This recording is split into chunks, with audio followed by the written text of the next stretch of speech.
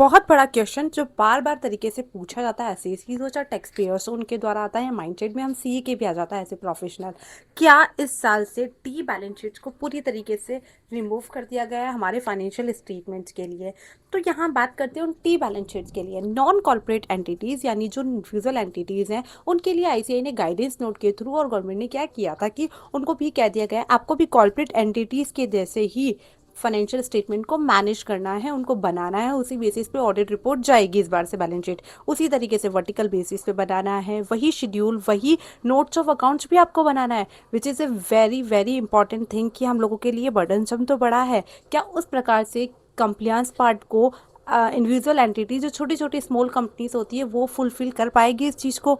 उन चीज़ों को ध्यान रखते हुए इस साल 1/4/2026 से मैंडेटरी है सिर्फ उन लोगों के लिए जिनका टर्नओवर मोर देन 5 CR यानी 5 करोड़ से ज़्यादा है। उन लोगों के लिए इसको मैंडेटरी कर दिया गया है। जिसका 5 करोड़ से नीचे है उनको आज भी टी बैलेंस शीट्स के अंदर ही अपने फाइनेंशियल मैनेजमेंट को प्रिपेयर करना है, सॉरी फाइनेंशियल स्टेटमेंट को प्रिपेयर करना है। तो ये मैंडेटरी उन लोगों ने लेकिन एक और बात रख दी 1/4/2026 से अब जो आने वाला ईयर होगा उसके अंदर में ये सभी एंटिटीज़ के लिए इंपॉर्टेंट किया करा है, मैंडेटरी कर दिया गया है। लेकिन क्या हर छोटी छोटी कंपनीज इसको फुलफिल कर पाएगी? उनके लिए कितना कंप्लायंस बर्डन बढ़ जाएगा, वो इस तरीके से मैनेज नहीं कर पाएगी क्योंकि वो इतना अफोर्ड नहीं कर पाती है अपने फाइनेंशियल्स को लेके, इन सब को लेके। और इसके लिए आईसीआई ने खुद ने अपने गाइडेंस नोट में एक्सेल शीट प्रोवाइड की है इनकी शेड्यूल बेसिस पे, तो आप उनको भी रेफर कर सकते हैं। पर ही मैं लिंक में उन्हें प्रोवाइड कर दूंगी अगर लगता है तो।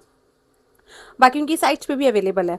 यहाँ एक और चीज़ इंपॉर्टेंट आती है, क्या अगर इस तरीके की चीज़ों को फुलफिल नहीं किया तो क्या हो सकता है? आप कमेंट करके ज़रूर बताइए और मैं नेक्स्ट वीडियो में इसको ज़रूर लेके आती हूँ कि अगर ऐसा नहीं किया तो क्या होगा as per the guidance note. और आप कमेंट करके बताइए आपको क्या लगता है टी बैलेंस शीट हटाना सही है या नहीं है? क्या सभी लोग इसको अच्छे से मैनेज कर पाएंगे या नहीं?